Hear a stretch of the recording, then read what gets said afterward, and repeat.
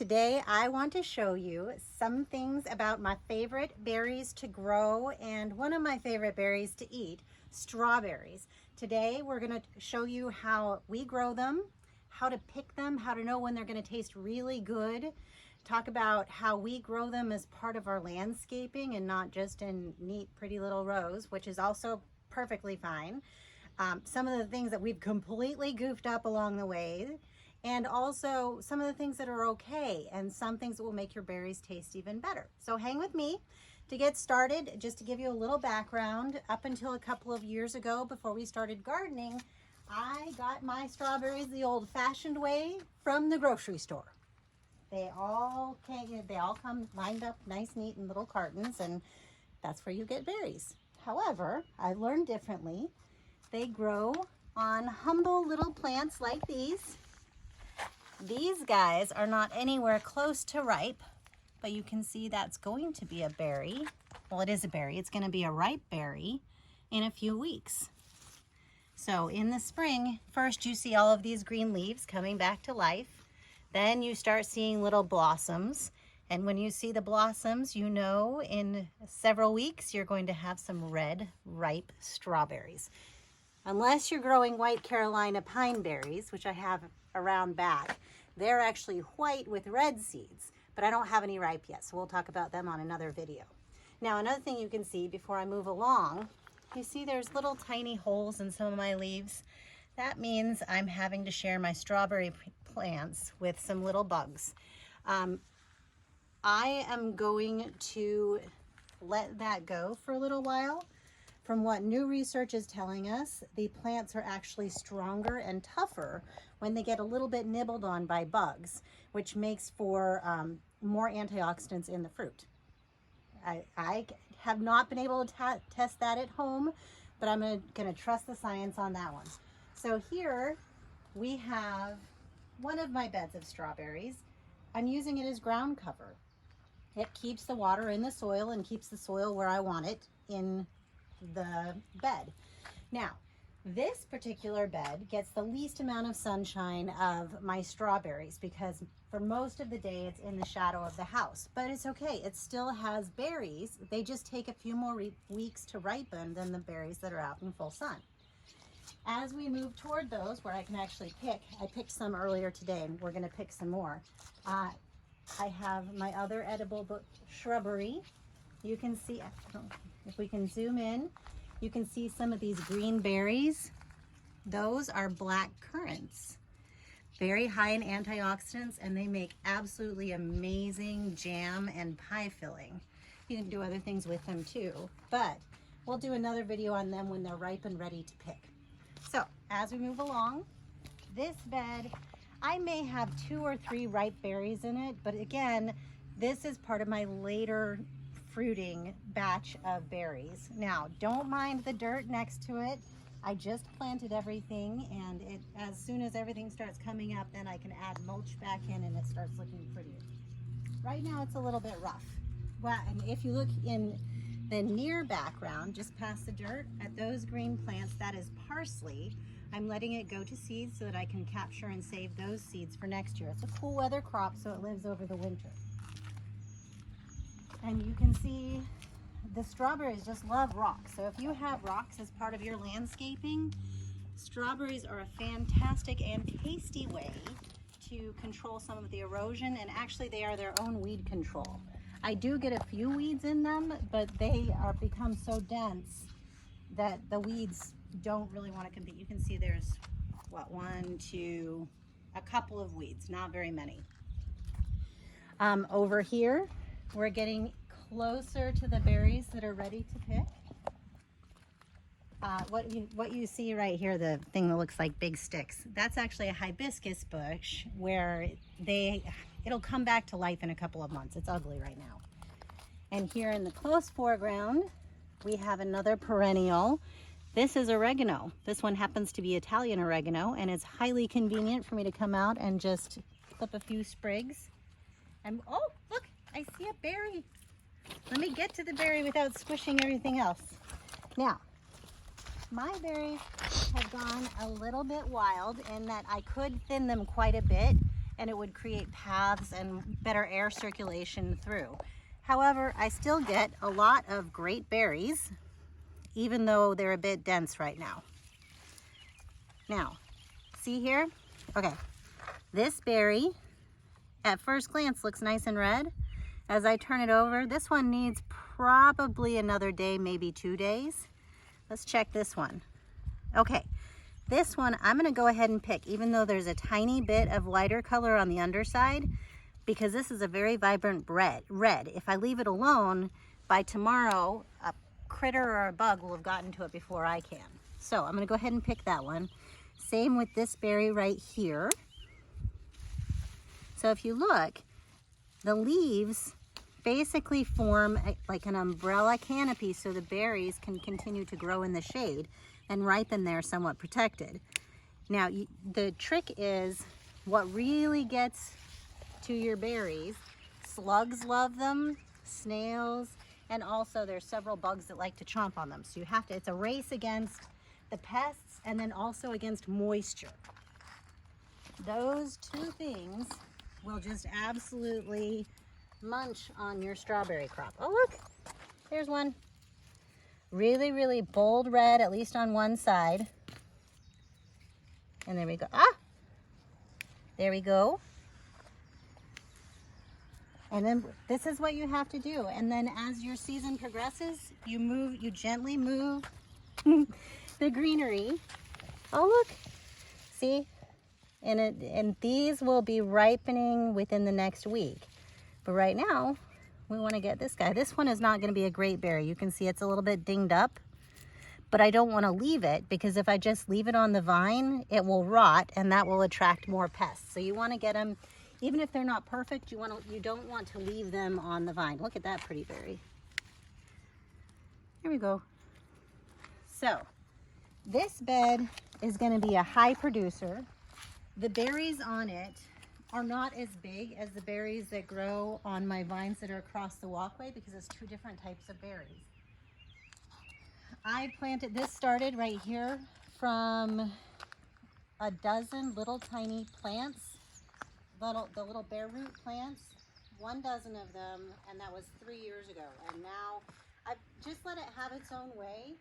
And again, I've let it just continue to spread. I've transplanted out to other areas, and also from those same 12 plants, you can see my berry bed here.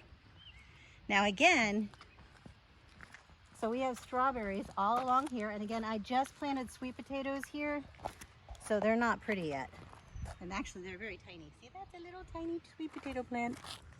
He needs some more water because I just transplanted him the other day. But in a few months, those will be huge. Here we go.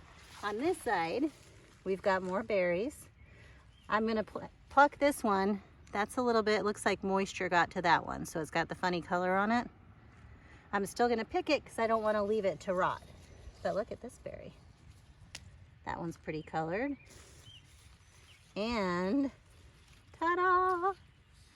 So the berries in this bed serve two purposes. They have fruit, but also they're on a little rock retaining wall, and the berry roots themselves are very deep-rooted plants. They help control the erosion on our hill. So if you're thinking of ways, you have a funny slope in your garden, strawberries are a nice solution. They don't have to be in perfect rows, but they will absolutely hold your rocks in place.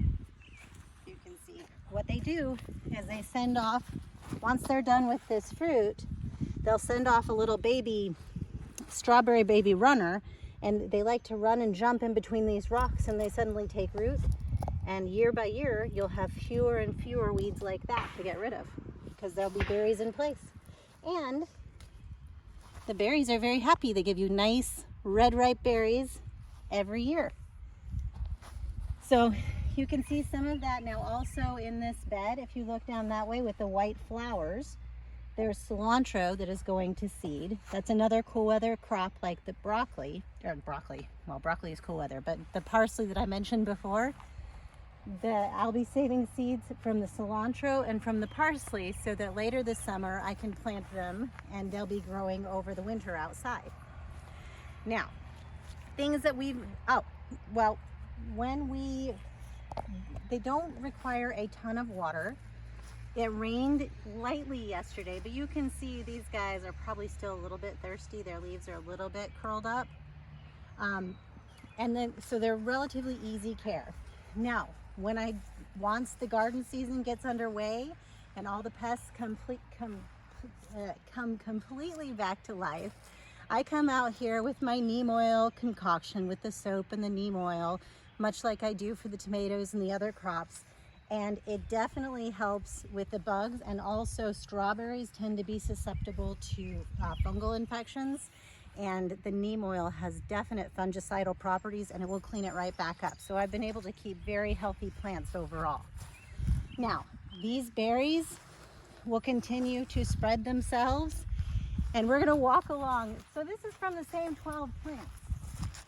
It just takes a little bit of work to transplant them and to get them going. But now we'll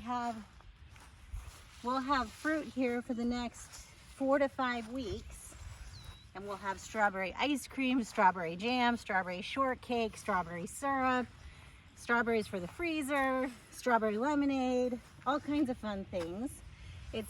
Once you get going with it, yes, you can obviously can it, but if you don't want to can, an easy way to do it is you puree it in the blender, and then you can either freeze it in ice cube trays, or I like to keep a jug of this strawberry puree for things like, smoothies, or again, making ice cream or adding to yogurt. So strawberries, amazingly versatile, super high in antioxidants and vitamin C, and they taste so good. So here you see, they're even happy getting a little bit of shade from this cilantro. This is what cilantro looks like when you let it go to seed. Normally in the grocery store, you're gonna see leaves that look closer to that. But as it grows and it gets hot, it's gonna grow some more feathery leaves, and then eventually these little flowers. And that's how you get cilantro seeds and more cilantro plants.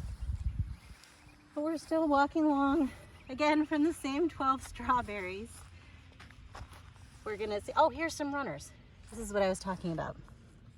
So here, this is like a little baby strawberry plant. The beginnings of little roots right there. I'm gonna put it with the dirt. Now, some people will actually go and hand garden for each one of these. I've found that most of them will take root just fine, even if I don't get to them and sprinkle them with dirt and give them little bits of water, and they're pretty self-care. They really do want to live. So what I'll do though is I'll control where they're going. Like if I want, I'm like, yeah, I like where that one's going, right by that rock to hold it in. So you just continue to kind of direct where you want them to be. Look at these flowers.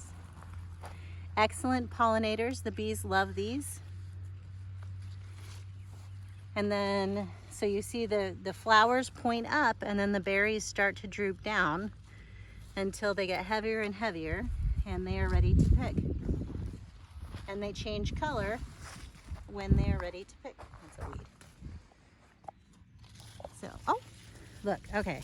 So this one, first glance, looks like it's about ripe, but not so ripe.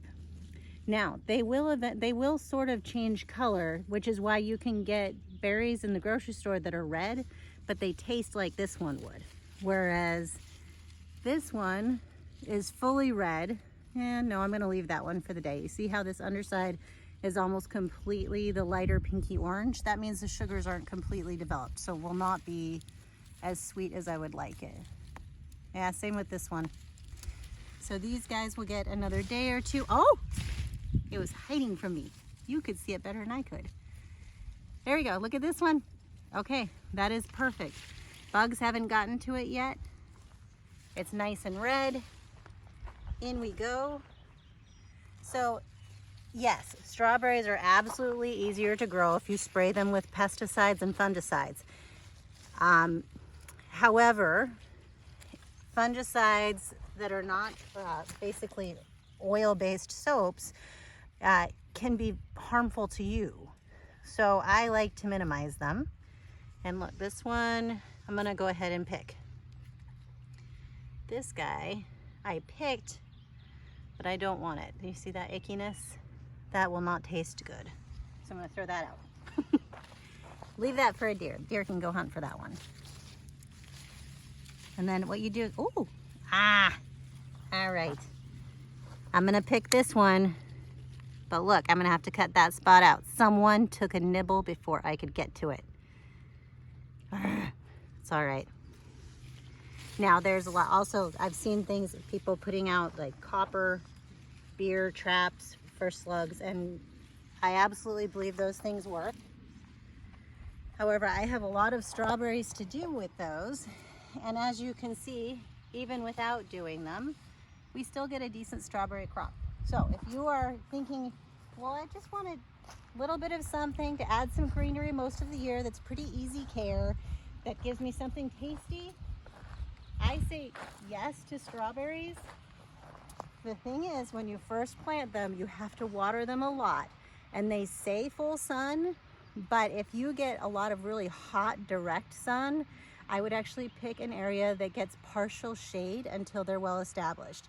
My first year that I tried strawberries, I tried them in a location that got full, direct sun the entire time the sun was up. There was no shadow from anywhere, no shade, and I fried those strawberries. Like, they were crispy within a week.